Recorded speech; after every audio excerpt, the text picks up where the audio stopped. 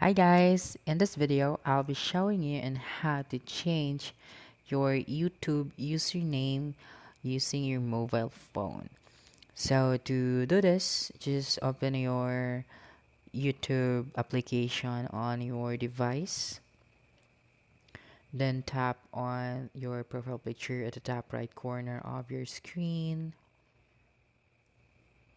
Okay, and then tap on your channel. Then finally, you can see this pencil icon here. Just have to click on that. Okay. Now you can see here your name, your handle. Okay. So that is your username. So just tap on the pencil icon again. And then type out the username that you want to use.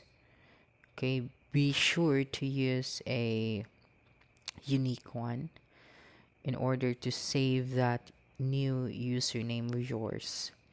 So after finalizing your new username, you can finally hit the save button here.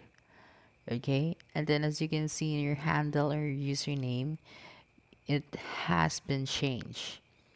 Okay, so that's it. That's how you can change your YouTube username on mobile. So don't forget to subscribe to our YouTube channel for more video tutorials in the future. Bye bye.